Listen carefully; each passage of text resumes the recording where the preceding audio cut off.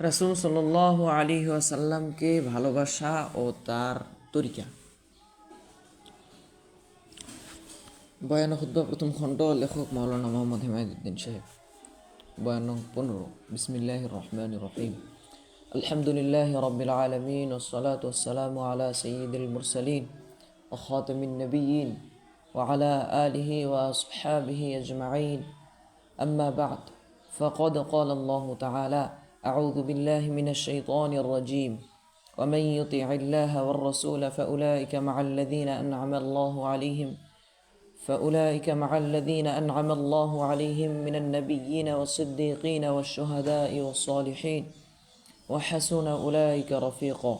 وقال النبي صلى الله عليه وسلم: لا يؤمن أحدكم حتى أكون أحب إليه من والده وولده والناس أجمعين. وقال عليه الصلاة والسلام: من أحب سنتي فقد أحبني ومن أحبني كان معي في الجنة. মুসল্লিয়ান ইকরাম, গত জুমায় আলোচনা করা হয়েছিল উম্মতের জন্য রাসূল সাল্লাল্লাহু আলাইহি ওয়াসাল্লামের ভালোবাসা, উম্মতের প্রতি রাসূল সাল্লাল্লাহু আলাইহি ওয়াসাল্লামের দরদ, উম্মতের প্রতি তার প্রেম এত বেশি ছিল যে উম্মতের চিন্তায় নিজের সব সুখ দুঃখের কথা তিনি ভুলে গিয়েছেন। উম্মতের কথা চিন্তা করে নিজের আরাম আয়েশ তিনি ত্যাগ করেছেন। উম্মতের জন্য তিনি আরামের নিদ্রা হারাম করেছেন। উম্মতের কথা চিন্তা করে নিজের সব চাওয়া পাওয়াকে তিনি বিসর্জন দিয়েছেন, নিজের সব সুখ শান্তিকে বিসর্জন দিয়েছেন। এই যে আমাদের প্রতি রাসূল সাল্লাল্লাহু আলাইহি ওয়াসাল্লামের ভালোবাসা, এই ভালোবাসার বদলা আমাদের জীবন দিয়েও আমরা আদায় করতে পারবো না। আমাদের প্রতি রাসূল সাল্লাল্লাহু আলাইহি ওয়াসাল্লামের যে মায়া মমতা, আমাদের প্রতি রাসূল সাল্লাল্লাহু আলাইহি ওয়াসাল্লামের যে দরদ ব্যথা ছিল, তার কোনো বদলা হতে পারে না। একজন মানুষ যদি বিশ্বাস করে এবং চিন্তা করে যে রাসূল সাল্লাল্লাহু আলাইহি ওয়াসাল্লাম আমার জন্য তার সব কিছু বিসর্জন দিয়েছেন, তাহলে সেও রাসূল সাল্লাল্লাহু আলাইহি ওয়াসাল্লামের জন্য তার সব কিছু বিসর্জন দিতে প্রস্তুত হয়ে যাবে। রাসূল সাল্লাল্লাহু আলাইহি ওয়াসাল্লামের প্রতি বিশ্বাসী মুমিনের মধ্যে এই অবস্থার সৃষ্টি হতেই হবে। যদি এই অবস্থার সৃষ্টি না হয়, তাহলে বোঝা যাবে রাসূল সাল্লাল্লাহু আলাইহি ওয়াসাল্লামের প্রতি তার বিশ্বাসে ত্রুটি রয়েছে, অর্থাৎ তার ঈমানের ভেতর ত্রুটি রয়েছে। রাসূল সাল্লাল্লাহু আলাইহি ওয়াসাল্লামকে বিশ্বাস করার অর্থ রাসূল সাল্লাল্লাহু আলাইহি ওয়াসাল্লামের যে গুণাবলী ছিল, রাসূল সাল্লাল্লাহু আলাইহি ওয়াসাল্লামের যে অবস্থা ছিল, সে সব কিছু সহকারে তাকে বিশ্বাস করা। অতএব উম্মতের জন্য তার মনের অবস্থা কী ছিল তা সহকারেই তাকে বিশ্বাস করতে হবে। এরকম বিশ্বাস থাকলে কেন আমি রাসূল সাল্লাল্লাহু আলাইহি ওয়াসাল্লামের আদর্শের জন্য আমার সব কিছুকে বিসর্জন দিতে পারবো না? যিনি আমার জন্য সব কিছু বিসর্জন দিতে পারলেন, আমি কেন তার জন্য আমার সব কিছু বিসর্জন দিতে পারবো না? কেন আমি তাকে সবচেয়ে বেশি ভালোবাসতে পারবো না? হাদিসে তাই বলা হয়েছে, লা ইউমিনু আহাদুকুম হাত্তা আকুনা আহাব্বা ইলাইহি মিন ওয়ালিদিহি ওয়া ওয়ালাদিহি ওয়ান নাসি আজমাইন। অর্থাৎ তোমাদের কেউ পরিপূর্ণ মুমিন হতে পারবে না যতক্ষণ পর্যন্ত আমি তার কাছে বেশি প্রিয় না হব তার পিতামাতা এবং তার সন্তানাদি থেকে, এমনকি সমস্ত মানুষ থেকে।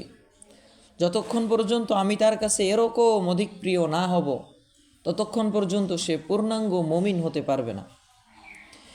একবার হযরত ওমর রাদিয়াল্লাহু তাআলা আনহু বললেন, ইয়া রাসূলুল্লাহ, আমি আপনাকে ভালোবাসি।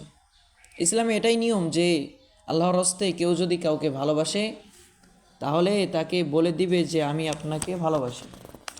হযরত ওমর রাদিয়াল্লাহু তাআলা আনহু তাই করলেন। ইয়া রাসূলুল্লাহ, আমি আপনাকে ভালোবাসি। রাসূল সাল্লাল্লাহু আলাইহি ওয়াসাল্লাম জিজ্ঞাসা করলেন যে তোমার জীবনের থেকেও আমাকে বেশি ভালোবাসো? ওমর রাদিয়াল্লাহু তাআলা আনহু কিছুক্ষণ চিন্তা করলেন যে আমার জীবনের চেয়ে রাসূল সাল্লাল্লাহু আলাইহি ওয়াসাল্লামকে বেশি ভালোবাসি কিনা। আমরা হলে বলে দিতাম, ইয়া রাসূলুল্লাহ, আমার জীবন থেকেও আপনাকে বেশি ভালোবাসি। কারণ আমরা কপটতা জানি, সাহাবীগণ কপটতা জানতেন না। তারা যা অন্তরে আছে মুখেও তাই বলতেন। যা হোক, হযরত ওমর রাদিয়াল্লাহু তাআলা আনহু কিছুক্ষণ চিন্তা করে বললেন, না, আমার জীবন থেকে আপনাকে বেশি ভালোবাসি না। রাসূল সাল্লাল্লাহু আলাইহি ওয়াসাল্লাম বললেন, না ওমর, তাহলে হয়নি, এখনও ভালোবাসা হয়নি, তোমার জীবন থেকেও আমাকে বেশি ভালোবাসতে হবে, তা না হলে আমাকে ভালোবাসা হলো না। তিনি আবার চিন্তা করলেন, চিন্তা করে মনকে প্রস্তুত করলেন, তারপর বললেন, ইয়া রাসূলুল্লাহ, ইয়া রাসূলুল্লাহ, এখন আমি আমার জীবন থেকেও আপনাকে বেশি ভালোবাসি। রাসূল সাল্লাল্লাহু আলাইহি ওয়াসাল্লাম বললেন, আল আনা ইয়া ওমর, অর্থাৎ ওমর এতক্ষণে হয়েছে। নিজের আপনজন, নিজের ধন সম্পদ, নিজের ঘরবাড়ি, নিজের স্ত্রী পুত্র পরিজন, এমনকি নিজের জীবন, এই সব কিছুর চেয়ে রাসূল সাল্লাল্লাহু আলাইহি ওয়াসাল্লামের প্রতি ভালোবাসা বেশি হতে হবে।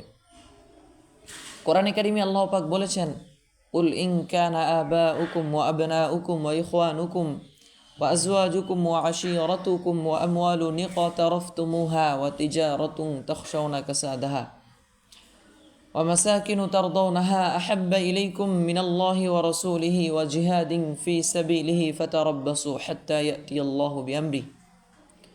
অর্থাৎ হে মুহাম্মদ, তুমি লোকদেরকে বলে দাও, যদি তোমাদের পিতামাতা, তোমাদের সন্তানাদি, তোমাদের ভাই বোন, তোমাদের স্ত্রীগণ, তোমাদের ধন সম্পদ যা অনেক কষ্ট করে উপার্জন করেছ, তোমাদের ব্যবসা বাণিজ্য যার লোকসানকে তোমরা ভয় পাও, তোমাদের ঘরবাড়ি যাকে তোমরা খুব পছন্দ করো, এই সব কিছুর চেয়ে আল্লাহ ও আল্লাহর রাসূলের প্রতি ভালোবাসার মাত্রা যদি বেশি না হয়, তাহলে তোমরা শাস্তির নির্দেশের অপেক্ষা করো।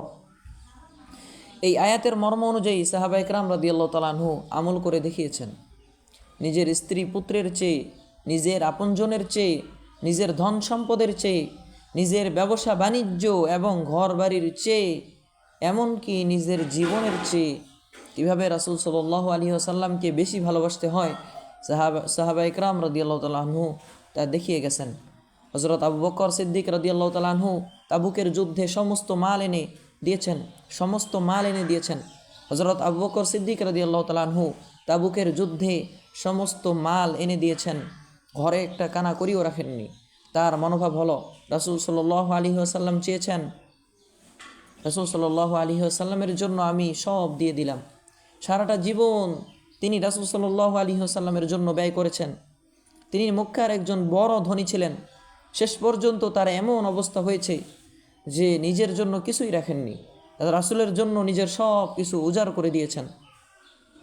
রাসূল সাল্লাল্লাহু আলাইহি ওয়াসাল্লাম বলেছেন, মা নাফাআনি মালুন আহাদিন কত্তু মা নাফাআনি মালু আবি বকর, অর্থাৎ কারো সম্পদ আমার এত কাজে আসেনি আবু বকরের সম্পদ আমার যত কাজে এসেছে। আবু বকরের বদলা আমি দিতে পারবো না একমাত্র আল্লাহ ছাড়া। তিনি নিজের সব কিছু রাসূল সাল্লাল্লাহু আলাইহি ওয়াসাল্লামের জন্য কুরবান করে দিয়েছেন। তিনি প্রমাণ করেছেন নিজের সম্পদের চেয়ে তিনি রাসূল সাল্লাল্লাহু আলাইহি ওয়াসাল্লামকে বেশি ভালোবাসতেন। এক মহিলার ঘটনা শুনুন।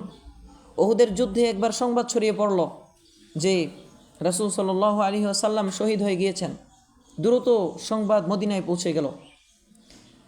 মদিনা থেকে উহুদের ময়দান 3 মাইল দূরে।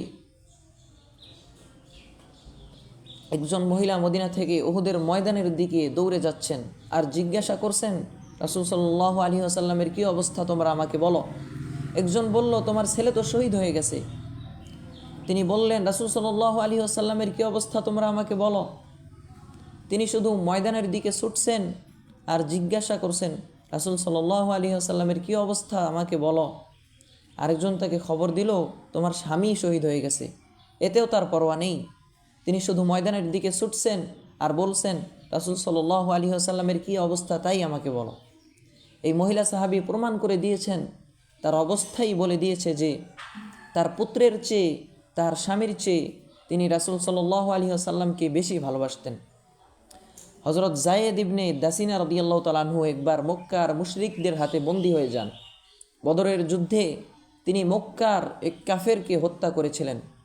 তার আপনজনরাই তাকে ধরে নিয়ে যায়। তাদের উদ্দেশ্য হলো তারা পিতৃ হত্যার প্রতিশোধ নেবে, অর্থাৎ হযরত যায়েদকে হত্যা করে দিবে। একজন কাফের নেতা হযরত যায়েদ ইবনে দাসিনার সামনে সেই সময় প্রস্তাব রাখলো যে এখন তোমাকে হত্যা করে দেওয়া হবে, তবে যদি তুমি স্বীকার করে বলো যে তোমার স্থানে মুহাম্মদকে হত্যা করে দেওয়া হবে এবং তোমাকে ছেড়ে দেওয়া হবে, এতে তুমি রাজি, তাহলে তোমাকে ছেড়ে দেওয়া হবে। সে বলল, আমার স্থলে আমার রাসূলকে শহীদ করে দেওয়া হবে, এ তো অনেক বড় কথা। আমার মুক্তির বিনিময়ে রাসূল সাল্লাল্লাহু আলাইহি ওয়াসাল্লামের পায়ে একটা সামান্য কাঁটা বিঁধবে, আমি তাও মেনে নিব না। আমার জীবনের বিনিময়ে রাসূলের পায়ে সামান্য একটু কাঁটা বিধুক, তাও বরদাস্ত করব না। তিনি প্রমাণ করলেন যে নিজের জীবনের চেয়ে তিনি রাসূল সাল্লাল্লাহু আলাইহি ওয়াসাল্লামকে বেশি ভালোবাসতেন। এভাবে সাহাবা ইকরাম রাদিয়াল্লাহু তাআলা আনহু প্রমাণ করেছেন, কোরআনে যে বলা হয়েছে সব কিছুর চেয়ে রাসূলকে বেশি ভালোবাসলেই পূর্ণাঙ্গ মুমিন হওয়া যায়, সাহাবা ইকরাম রাদিয়াল্লাহু তাআলা আনহু প্রমাণ করেছেন তারা পূর্ণাঙ্গ মুমিন ছিলেন। তারা সব কিছুর চেয়ে রাসূল সাল্লাল্লাহু আলাইহি ওয়াসাল্লামকে বেশি ভালোবাসতেন। হযরত সাওবান রাদিয়াল্লাহু তাআলা আনহু একবার রাসূল সাল্লাল্লাহু আলাইহি ওয়াসাল্লামের দরবারে হাজির হয়েছেন। তাকে খুব মলিন দেখাচ্ছিল, চেহারা ফ্যাকাশে হয়ে গিয়েছিল, যেন বিরাট কোনো দুশ্চিন্তা তার মাথার উপরে সওয়ার। রাসূল সাল্লাল্লাহু আলাইহি ওয়াসাল্লাম তাকে জিজ্ঞাসা করলেন, সাওবান, তোমার এই অবস্থা কেন? তিনি বললেন, ইয়া রাসূলুল্লাহ, আমার ভিতরে হঠাৎ চিন্তা এসে গেল যে আপনি যখন দুনিয়া থেকে বিদায় নেবেন তখন আপনাকে ছাড়া দুনিয়াতে আমরা কিভাবে থাকব? আপনাকে ছাড়া এই দুনিয়াতে থাকা সম্ভব হবে না। এই চিন্তায় আমার মনের এই অবস্থা হয়েছে। কোরআনে কারিমে আয়াত নাজিল হলো, ওমান ইউতিইল্লাহা ওয়ার রাসূলা ফাউলাইকা মাআল্লাযীনা আন'আমাল্লাহু আলাইহিম মিনান নাবিয়্যিন ওয়াস সিদ্দীকিন ওয়াশ শুহাদাই ওয়াস সালিহিন ওয়া হাসুনা উলাইকা রাফীকা। এই আয়াতের মর্মার্থ হলো, যারা আল্লাহ ও তার রাসূলের আনুগত্য করে, আল্লাহ এবং তার রাসূলকে ভালোবাসে, তাদের সঙ্গে তাদের হাসর হবে। কিয়ামতের দিন তারা একসঙ্গে থাকতে পারবে। এই আয়াত শুনে ওই সাহাবী শান্ত হলেন। এসব ঘটনা প্রমাণ করে রাসূলের প্রতি সাহাবীদের কেমন ভালোবাসা ছিল। এগুলোকে শুধু ইতিহাসের ঘটনা হিসেবে শুনলে চলবে না, নিজেদের মধ্যে ওই রকম উপলব্ধি সৃষ্টি করতে হবে। সাহাবা ইকরাম রাদিয়াল্লাহু তাআলা আনহু এরকম অসংখ্য ঘটনা পাওয়া যায় যাতে বোঝা যায় তারা নিজেদের জীবনের চেয়েও রাসূল সাল্লাল্লাহু আলাইহি ওয়াসাল্লামকে বেশি ভালোবাসতেন।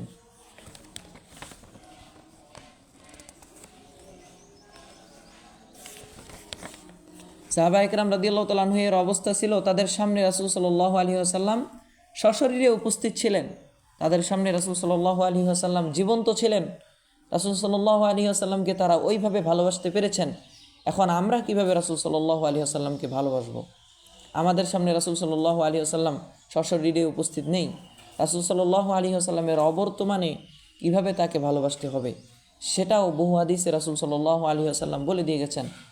রাসূল সাল্লাল্লাহু আলাইহি ওয়াসাল্লামের অবর্তমানে তাকে ভালোবাসার এক নং তরিকা হলো রাসূল সাল্লাল্লাহু আলাইহি ওয়াসাল্লামের আদর্শকে, রাসূল সাল্লাল্লাহু আলাইহি ওয়াসাল্লামের সুন্নতকে অর্থাৎ তার তরিকাকে ভালোবাসা। তার তরিকাকে কেমন ভালোবাসতে হবে? নিজের জীবনের চেয়েও বেশি ভালোবাসতে হবে। হাদিসে বলা হয়েছে, মান হাব্বা সুন্নতি ফাকাদ হাব্বানি, অর্থাৎ যে আমার আদর্শকে, আমার তরিকাকে, আমার সুন্নতকে ভালোবাসলো সে আমাকে ভালোবাসলো। অর্থাৎ আমার আদর্শকে ভালোবাসাই হলো আমাকে ভালোবাসা। অতএব রাসূল সাল্লাল্লাহু আলাইহি ওয়াসাল্লামের আদর্শকে যদি আমরা আমাদের জীবনের চেয়ে বেশি ভালোবাসতে পারি তাহলে বোঝা যাবে রাসূল সাল্লাল্লাহু আলাইহি ওয়াসাল্লামের প্রতি আমার যথার্থ ভালোবাসা আছে। এজন্যই তো যখন রাসূল সাল্লাল্লাহু আলাইহি ওয়াসাল্লামের কোনো আদর্শকে নিয়ে সমালোচনা হয়, যেমন দাড়ি, টুপি, পর্দা, কোরআন, হাদিস বা রাসূল সাল্লাল্লাহু আলাইহি ওয়াসাল্লামের যে কোনো বিষয় নিয়ে যখন সমালোচনা হয়, টিটকারি হয়, উপহাস বিদ্রূপ হয়, তখন খাঁটি মুমিন যে তার ভিতরে এরকম স্পিরিট এসে যায় যে এর বদলা আমাকে নিতেই হবে, এর মোকাবেলা করতে গিয়ে আমার জীবন চলে গেলেও তা করতে হবে, এই চেতনা নিয়ে সে ময়দানে ঝাঁপিয়ে পড়ে। যদি কেউ বলেন এটা বাড়াবাড়ি, আমরা বলবো এটা বাড়াবাড়ি নয়, এটা হলো নিজের জীবনের চেয়েও রাসূল সাল্লাল্লাহু আলাইহি ওয়াসাল্লামের প্রতি বেশি ভালোবাসা থাকার পরিচয়। এটা হলো রাসূল সাল্লাল্লাহু আলাইহি ওয়াসাল্লামের প্রতি যথার্থ ভালোবাসা থাকার বহিঃপ্রকাশ। মুমিন হিসেবে আমার চেতনা হলো যখন রাসূল সাল্লাল্লাহু আলাইহি ওয়াসাল্লামের আদর্শ নিয়ে তিরস্কার হবে সেটা আমার কাছে বরদাস্ত হতে পারে না।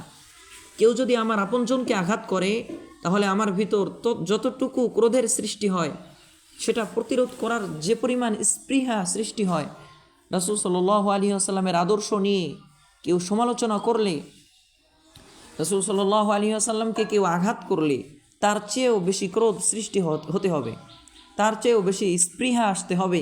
এটাই হলো ঈমানের পরিচয়। কারণ আমি রাসূল সাল্লাল্লাহু আলাইহি ওয়াসাল্লামকে এবং রাসূল সাল্লাল্লাহু আলাইহি ওয়াসাল্লামের আদর্শকে আমার আপনজন, এমনকি আমার নিজের জীবনের চেয়েও বেশি ভালোবাসি। রাসূল সাল্লাল্লাহু আলাইহি ওয়াসাল্লামকে ভালোবাসার 2 নং তরিকা হলো রাসূল সাল্লাল্লাহু আলাইহি ওয়াসাল্লামের সাথে যাদের ভালোবাসা ছিল, তাদেরকে ভালোবাসা।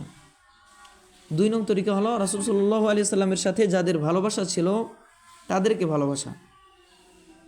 কারোর সাথে যদি আমার মহাব্বত হয়ে যায়, কারোর সাথে যদি আমার ভালোবাসা হয়ে যায়, তাহলে তার আপনজনও আমার কাছে ভালো লাগবে। শুধু তার আপনজন নয়, তার সব কিছুই আমার ভালো লাগবে। এমনকি তার কাপড় চোপড়ও আমার কাছে ভালো লাগবে, তার ঘরবাড়িও আমার কাছে ভালো লাগবে, কারণ তাকে আমার ভালো লাগে। তাই রাসূল সাল্লাল্লাহু আলাইহি সাল্লামকে ভালোবাসলে তার প্রিয় সাহাবীদেরকেও ভালোবাসতে হবে। রাসূল সাল্লাল্লাহু আলাইহি ওয়াসাল্লাম তাই বলেছেন, আল্লাহ আল্লাহ ফি আসহাবি লা তাত্তাখিযুহুম গরাদাম মিন বাদি ফামান আহাব্বাহুম ফাবিহুব্বি আহাব্বাহুম ওয়ামান আবগাদাহুম ফাবিবুগদি আবগাদাহুম। অর্থাৎ তোমরা আল্লাহকে ভয় করো, তোমরা সাবধান থাকো, আমার সাহাবীদেরকে তোমরা সমালোচনার পাত্র বানাবে না, আমার সাহাবীদের সমালোচনা করবে না, তাদের দোষ খুঁজবে না। যে আমার সাহাবীদেরকে ভালোবাসলো সে আমাকে ভালোবাসলো, আর যে সাহাবীদের প্রতি বিদ্বেষ রাখলো সে আমার প্রতি বিদ্বেষ রাখলো। অর্থাৎ সাহাবীদেরকে ভালোবাসা আমাকেই ভালোবাসা, সাহাবীদের প্রতি বিদ্বেষ রাখা আমার প্রতি বিদ্বেষ রাখা। এ হাদিসে বোঝানো হলো যে রাসূল সাল্লাল্লাহু আলাইহি ওয়াসাল্লামকে ভালোবাসার আরেকটা তরিকা হলো রাসূল সাল্লাল্লাহু আলাইহি ওয়াসাল্লামের সাহাবীদেরকে ভালোবাসা, রাসূল সাল্লাল্লাহু আলাইহি ওয়াসাল্লামের মুহাব্বতের মানুষদেরকে ভালোবাসা। হযরত আলী রাদিয়াল্লাহু তাআলা আনহুকে রাসূল সাল্লাল্লাহু আলাইহি ওয়াসাল্লাম ভালোবাসতেন, তাই রাসূল সাল্লাল্লাহু আলাইহি ওয়াসাল্লাম বলেছেন যে আলীকে ভালোবাসলো সে আমাকে ভালোবাসলো, আর যে আলীকে অসন্তুষ্ট করলো সে আমাকে অসন্তুষ্ট করলো। রাসূল সাল্লাল্লাহু আলাইহি ওয়াসাল্লাম আনসারী সাহাবীদেরকে ভালোবাসতেন, তাই হাদিসে এসেছে যে ব্যক্তি আনসারী সাহাবীদেরকে ভালোবাসলো সে আমাকে ভালোবাসলো, যে তাদেরকে অসন্তুষ্ট করলো সে আমাকে অসন্তুষ্ট করলো। এভাবে রাসূল সাল্লাল্লাহু আলাইহি ওয়াসাল্লাম যাদেরকে ভালোবাসতেন তাদেরকে ভালোবাসা হলো রাসূল সাল্লাল্লাহু আলাইহি ওয়াসাল্লামকে ভালোবাসার একটা তরিকা। এমনকি যাদের সাথে রাসূল সাল্লাল্লাহু আলাইহি ওয়াসাল্লামের যে কোনোভাবে একটু সম্পর্ক রয়েছে তাদেরকেও ভালোবাসতে হবে। যেমন রাসূল সাল্লাল্লাহু আলাইহি ওয়াসাল্লাম আরবদের মাঝে আগমন করেছেন, তাই আরবদেরকেও ভালোবাসতে বলা হয়েছে। হাদিসে ইরশাদ হয়েছে, আহিব্বুল আরাবা লিসালাসিন লিআন্নী আরাবিয়্যুন ওয়াল কুরআনু আরাবিয়্যুন ওয়া কালামু আহলিল জান্নাতি আরাবিয়্যুন। অর্থাৎ তোমরা আরবদেরকে ভালোবাসো কারণ আমি আরবি, অর্থাৎ আমার ভাষা আরবি, সাথে সাথে কোরআনের ভাষাও আরবি, জান্নাতীদের ভাষাও হবে আরবি। এ হাদিসে দেখানো হয়েছে যে আরবদের সাথে রাসূল সাল্লাল্লাহু আলাইহি ওয়াসাল্লামের একটু ভাষাগত সম্পর্ক রয়েছে, তাই আরবদেরকেও ভালোবাসতে বলা হয়েছে। অনেকে আরবদের অনেক দোষ খুঁজে বের করেন, তাদের সমালোচনা করে থাকেন। অনেকে আবার এই হাদিসকে জয়ীফ হাদিস বলেছেন, কিন্তু কথা হলো মানুষ হিসেবে তাদের দোষ কিছু থাকতেও পারে। তাদের দোষ থাকলে আল্লাহ তাদের বিচার করবেন। হাদিস জয়ীফ হয় হোক, তবুও তাদেরকে ভালোবাসতে হবে, কেননা তারা আমাদের রাসূলের দেশের মানুষ। লাইলি মজনুর ঘটনা যদি সত্য হয়ে থাকে তাহলে তাদের ঘটনার মধ্যে এই বিষয়ে শিক্ষণীয় আছে। একবার মজনু লায়লার বাড়ির পাশ দিয়ে যাচ্ছিল আর অদ্ভুত কিছু কাণ্ড করছিল। কবির ভাষায় সেটা শুনুন। আমরু আলা দিয়ারি দিয়ারি লাইলা ওয়া উকাব্বিলু দাল জিদারা ওয়া দাল জিদারা ওয়া মা হুব্বু দিয়ারি শাগাফনা কলবি ওয়ালাকিন হুব্বু মান সাকানা দিয়ারা। মজনু লায়লার বাড়ির পাশ দিয়ে যাচ্ছে আর লায়লার বাড়ির দেয়ালে চুমু খাচ্ছে, যা কিছু পাচ্ছে সব কিছুতেই চুমু খাচ্ছে। মানুষে বলল, তুমি কি পাগল হয়ে গেলে যে ঘর বাড়ি আর দেয়ালে চুমু খাচ্ছ? তখন সে বলল, আমি তো কোনো সাধারণ দেয়ালকে চুমু খাচ্ছি না, আমি তো কোনো সাধারণ ঘর বাড়িকে চুমু দিচ্ছি না, আমি তো লায়লার দেয়ালকে চুমু দিচ্ছি, যে দেয়ালের ভিতরে আমার লায়লা চলাফেরা করে, যে দেয়ালের মধ্যে আমার লায়লার ঘর, আমি তো লায়লার ঘরকে চুমু খাচ্ছি। যে ঘরে আমার লায়লা বসবাস করে আমি তো সেই ঘরে সেই দেয়ালে চুমু দিচ্ছি। মজনুর ঘটনায় এমনও আছে যে কবি বলেন, মজনু একটা কুকুর দেখে সেই কুকুরের পায়ে চুমু দিল। মানুষে বলল, এ আবার কেমন কাণ্ড? মজনু বলল, এই কুকুরটা মাঝে মধ্যে আমার লায়লার বাড়ির আশপাশ দিয়ে হেঁটে বেড়ায়। আরবরা তো কুকুরের চেয়েও বেশি খারাপ হয়ে যায়নি, তারা আমাদের রাসূলের দেশের মানুষ, এই চেতনা নিয়ে আমরা তাদেরকে ভালোবাসবো। তারা আরবি, আমাদের রাসূল সাল্লাল্লাহু আলাইহি ওয়াসাল্লামও আরবি, তাই আমরা আরব হিসেবে তাদেরকে ভালোবাসবো। এভাবে রাসূল সাল্লাল্লাহু আলাইহি ওয়াসাল্লামের আদর্শকে যদি আমি ভালোবাসি, তার আপনজনকে যদি আমি ভালোবাসি, তার সাহাবীদেরকে যদি আমি ভালোবাসি, তার দেশের মানুষকে যদি আমি ভালোবাসি, তার সাথে সংশ্লিষ্ট সব কিছুকে যদি আমি ভালোবাসি, তাহলে রাসূল সাল্লাল্লাহু আলাইহি ওয়াসাল্লামকে ভালোবাসা হবে। রাসূল সাল্লাল্লাহু আলাইহি ওয়াসাল্লামকে ভালোবাসার এই হলো তরিকা। এই তরিকা যারা অনুসরণ করবে তারাই রাসূলের আশিক বা রাসূল প্রেমিক। আমি রাসূল সাল্লাল্লাহু আলাইহি ওয়াসাল্লামের প্রেমিক হওয়ার দাবি করলাম, কিন্তু তার আদর্শের ধারের কাছে আমি থাকলাম না। আমি রাসূল সাল্লাল্লাহু আলাইহি ওয়াসাল্লামের প্রেমিক হওয়ার দাবি করলাম, কিন্তু তার আদর্শের ধারে কাছে আমি থাকলাম না। রাসূল সাল্লাল্লাহু আলাইহি ওয়াসাল্লামের আদর্শের সাথে আমার প্রেম নেই, তাহলে আমি রাসূলের প্রেমিক নই। আপনারা দেখেছেন এক শ্রেণীর লোকেরা দেয়ালে দেয়ালে বড় বড় করে লিখে যায় আশিকে রাসূল সাল্লাল্লাহু আলাইহি ওয়াসাল্লাম সম্মেলন। এই সম্মেলনপন্থীরা আশিকে রাসূল হওয়ার দাবি করে, অথচ তাদের একজনের মুখেও দাড়ি নেই। রাসূল সাল্লাল্লাহু আলাইহি ওয়াসাল্লামের সুন্নত তাদের মধ্যে নেই। এভাবে শুধু মুখের দাবিতে আর দেয়ালে দেয়ালে লিখে পোস্টারিং করে আশিকে রাসূল হওয়া যায় না। এই সম্মেলনপন্থীরা একটা হাদিস বলে থাকে যে দাড়ি রাখা লাগে না। তারা বলে যে রাসূল সাল্লাল্লাহু আলাইহি ওয়াসাল্লাম যখন মেরাজে গিয়েছিলেন, তখন তিনি আল্লাহকে দেখেছিলেন যুবকের আকারে, আল্লাহর মুখে দাড়ি ছিল না। এই হাদিসটা অনেকের মতে মৌজু হাদিস, জাল হাদিস। যদি সহিও হয়, তবুও সেটা ছিল রুহানি জগতের দেখা, এটা এই জগতের বিধান নয়। দাড়ি রাখা রাসূল সাল্লাল্লাহু আলাইহি ওয়াসাল্লামের আদর্শ, এটা রাসূলের তরিকা, তাই দাড়ি রাখা জরুরি। আমরা অনেকেই একটা ভুল ধারণার শিকার যে দাড়ি রাখা সুন্নত। দাড়ি রাখা সুন্নত নয়, ওয়াজিব। সব আইম্মা ইকরাম এটাকে ওয়াজিব বলেছেন, এতে কোনো মতভেদ নেই। আমরা অনেকেই একটা ভুল ধারণার শিকার যে দাড়ি রাখা সুন্নত। দাড়ি রাখা সুন্নত নয়, ওয়াজিব। সব আইম্মা ইকরাম এটাকে ওয়াজিব বলেছেন, এতে কোনো মতভেদ নেই। অনেকে যে বলেন দাড়ি রাখা সুন্নত, এই সুন্নত শব্দের অর্থ হলো রাসূল সাল্লাল্লাহু আলাইহি ওয়াসাল্লামের আদর্শ। রাসূলের আদর্শ ফরজ পর্যায়েরও আছে, ওয়াজিব পর্যায়েরও আছে, মুস্তাহাব পর্যায়েরও আছে। এখন দাড়ি রাখা সুন্নত এই অর্থে যে এটা রাসূল সাল্লাল্লাহু আলাইহি ওয়াসাল্লামের আদর্শ, কিন্তু এটা ওয়াজিব পর্যায়ের বিষয়। এখন কেউ দাড়ি না রেখে রাসূল সাল্লাল্লাহু আলাইহি ওয়াসাল্লামের এত বড় আদর্শ বর্জন করে কিভাবে আশিকে রাসূল হয়ে গেল? এই লোকদের গুরু তথাকথিত দেওয়ানবাগির পীর ভুল ব্যাখ্যা দিয়ে বহু লোককে বিভ্রান্ত করছেন।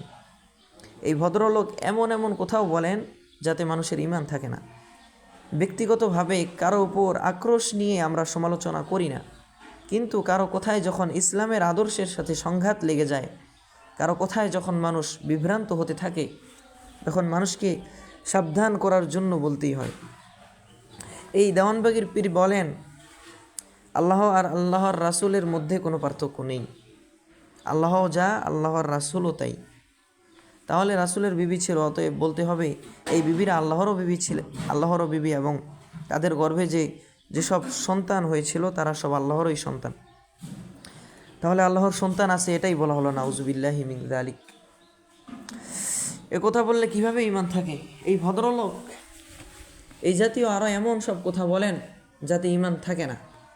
তারা নিজেরা দাড়ি রাখবে না, এটাকে প্রমাণ করার জন্য একটা হাদিস বলে থাকে যে মেরাজে আল্লাহকে দেখা গেছে দাড়ি ছাড়া। আমি আগেও বলেছি, অনেকের মতে এটা জাল হাদিস বা এটা এ জগতের বিধান নয়। এ জগতের বিধান হলে রাসূল সাল্লাল্লাহু আলাইহি ওয়াসাল্লাম এটা দেখার পর দাড়ি ফেলে দিতেন। যদি মেনেও নেই যে আল্লাহর দাড়ি নেই, কিন্তু রাসূল সাল্লাল্লাহু আলাইহি ওয়াসাল্লাম তো আমাদেরকে দাড়ি রাখতে বলে গেছেন, তিনি নিজেও তো দাড়ি রেখেছেন। তাহলে রাসূল সাল্লাল্লাহু আলাইহি ওয়াসাল্লামকে মানলে তার হুকুমও তো মানতে হয়।